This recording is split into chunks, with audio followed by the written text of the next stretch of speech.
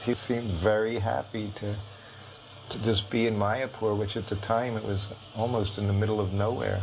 You know, it wasn't like Vrindavan, you know. We go up and down the road.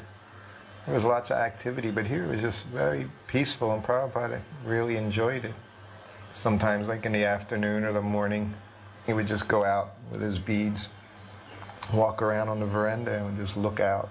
And that's, you know, just like here, you just see expanses of just beautiful fields, nice, peaceful, flat. And he would just walk around and chant. He would gaze, you know, gaze across from his veranda. Just like when he went to other areas, like in LA, you know, there's different kinds of management. When he went to Vrindavan for that 1 month, you know, all those activities, Nectar of Devotion classes. You know, he had a program, there was a mission. But when he went here, it didn't seem like that. Prabhupada was very, very casual, very relaxed. He certainly manifested different times, you know, his deep emotion for Lord Chaitanya and Lord Nityananda. If you follow that one tour when he went from Los Angeles and he went to Mexico City, then he went to Caracas, and then Miami and Atlanta, they all had Gaur-Nitai deities on the altar. And each lecture is a arrival lecture. He started talking about the mercy of Lord Chaitanya and Nityananda, the two lords, how merciful they were. And it climaxed in Atlanta where he barely got out 2 sentences and he just went into ecstasy. So he definitely had this incredible mood, love for Lord Chaitanya and Lord Nityananda and everything that they had done, you know, that he had seen them accomplish through his efforts. I was also here in Mayapur for the opening of the Mayapur Chandradoya Mandir, the Lotus building, when Radha Madhava were invited to their new building. Well, it must have been about 1,000 devotees. It was really packed with devotees. So Srila Prabhupada arrived in the evening, and then on the next morning, we had Mongol Artik. And it was like the first big Mongol Artik with Srila Prabhupada in the Lotus building for that festival. So that Mongol Artik was absolutely tumultuous. From where I was, I looked around and nobody's feet were touching the ground. It was almost like everyone was on the ceilings. Everyone was dancing, and they were like jumping, really jumping. So much so that most of the time in the kirtan, you only saw them in the air. And the sound was absolutely tumultuous. It was so ecstatic. Very special kirtan, and it was led by His Holiness Tamal Krishna Maharaj. So after the kirtan, Tamal Krishna Maharaj went up to Prabhupada's room and spoke with him. And then Prabhupada immediately said to him, he said, if you all keep chanting like this, then Srila Bhaktivedanta Thakur himself will personally come here and take you all back to Godhead. Krishnadas Babaji Maharaj was there, and he was a very close friend of Prabhupada's, a god brother, and very pure and effulgent. Prabhupada had told us that he was a pure devotee. Then they were discussing in Bengali. It was just Krishnadas Babaji, Prabhupada, and myself inside the room. But at that time, Subal Sadhu, a funny, eccentric fellow, old man, came in. But at one point, he started really chanting, Hare Krishna, Hare Krishna, and he started rolling on the floor in Prabhupada's room. And I thought I must do something about it. So at that time, what little Bengali I could speak, I told Subal, Prabhupada is very tired now. So you please come another time. And I stopped him from rolling very gently, and I lifted him up, and I kind of showed him out the door. And I shut the door. And I went back, and Krishnadas Babaji Maharaj, he was always prone to laugh. He would laugh at everything, especially what the Western devotees would do and say. He found very humorous. But this time he was heaving, he was going hysterical. And as he laughed more, Prabhupada began to laugh, and they were both laughing and laughing and laughing. And then Prabhupada, in the midst of his laughter, he looked at Krishnadas Babaji and he said in Bengali, Ku balo Bangla bolche, that he speaks real good Bengali. And they laughed and laughed and laughed. He was Srila Prabhupada's position. He had practically conquered the world with Krishna consciousness. He'd been all around, and he came back here to Mayapur, and now he was establishing something really big. It was the opening of the Lotus building. And in those days, this was a big building. It was bigger than practically anything else around in Mayapur. And there was no one more successful. It was clear now that he was more successful than any of his godbrothers. It was clear that he was Krishna's representative, that he was the special Sankirtan general for the whole world. That day, Srila Prabhupada gave the class, and I clearly remember the first thing that he said in his lecture, before he said anything, he said, "Actually, I'm unfit to be your leader." And everyone was like very quiet. And he was quite choked up as well. And he said, "You are all spreading Krishna consciousness in the Western countries because of your previous connection with the Sankirtan movement. And Lord Chaitanya has put you there. He says, and you are actually doing everything. And I'm not fit to be your leader." When he said that, I thought, now hang on. This is a level of humility that I cannot understand. Because he really meant it. It was obvious that he was doing some really big things. But he was absolutely taking no credit for it. And he really meant it. Otherwise he wouldn't have said it. Actually, when I first heard that, I was bewildered. I couldn't understand what he was talking about. But as I've reflected upon that over the years, now I understand that he's actually completely humble.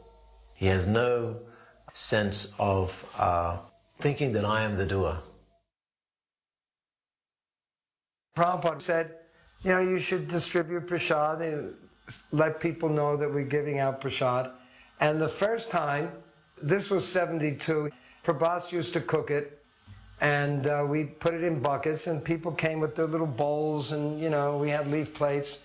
And Prabhupada watched through his window, because it was right below his window. I said, yes, this is very good, prasadam distribution. So this was the first food for life, so to speak. Now, of course, I was asking someone about the prasadam distribution. They said, well, not so many people come anymore. He said because the whole area has become so prosperous due to ISKCON. Prabhupada invited all of his godbrothers from the surrounding maths to come and have sort of a group get together. The different Gaudiya Math leaders and many of their disciples also came. And of course, for a long time, they were sitting in Prabhupada's room, talking and laughing and speaking in Bengali, which we couldn't understand. But then later on, he brought them all out onto the veranda and had them all sit down and gave them all leaf plates, and he had his devotees serving them prasad. And Prabhupada was personally directing the serving. And I was standing way down at the other end of the building just looking at this. And I was just thinking, wow, that looks so nice, that prasadam. I was thinking, in India we never have the Sunday feast. In Dallas we had Sunday feasts every week, so even if you're austere all week, you had the Sunday feast to look forward to. And just at that moment, Prabhupada turned around and he motioned to me, come here. And I thought, probably wants me to help serve. And so I walked over, I said, yes, Prabhupada, how can I serve you? And he said, sit down. And I, shook my head. I thought, I didn't hear this right, but he said it again, sit down. And I sat down, and Prabhupada said, give him a plate, serve him some sabji, give him puri, give him sweet rice.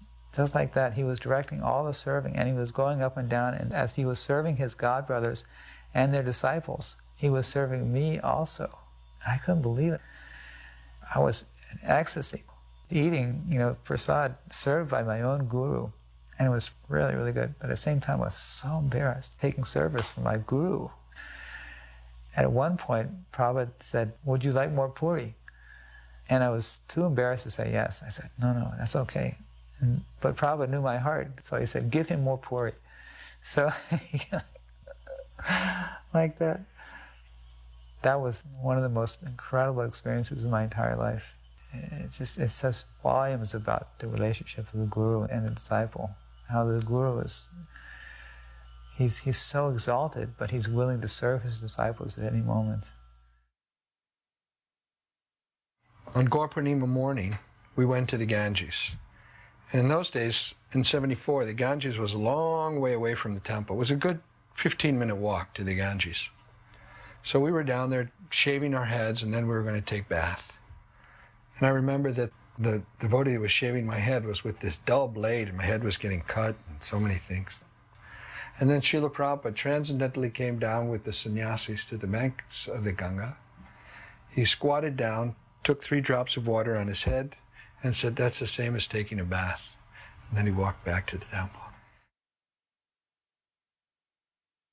So after struggling for, almost a year with the whole process of learning, I actually got to the point where I thought, okay, now I can do something. So I made a diorama of Narasimhadev, Hiranyakashipu being ripped apart. I wanted to impress Srila Prabhupada, with just the pyrotechnics of it. So it was all very realistic. So this was the first exhibit, maybe 15 or so exhibits. I'm trying to hide my pride. I toured Prabhupada around the exhibit, so we came to the first one. He studied it for some time. And then he asked whose it was. And I said that was my work. He said, "It is not yet perfect." He said, "You must study some more. Then you can go to the West and teach." But he said, "But you have to study some more." And that's all he said. He didn't elaborate on it in any way. He looked at other exhibits. There were several. At the end was the exhibit of Rukmini. Rukmini had made one too, because we both studied together.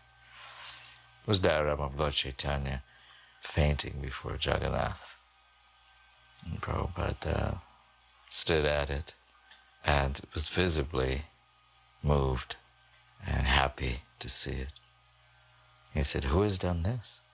And I said, "Well, this is Rukmini's work."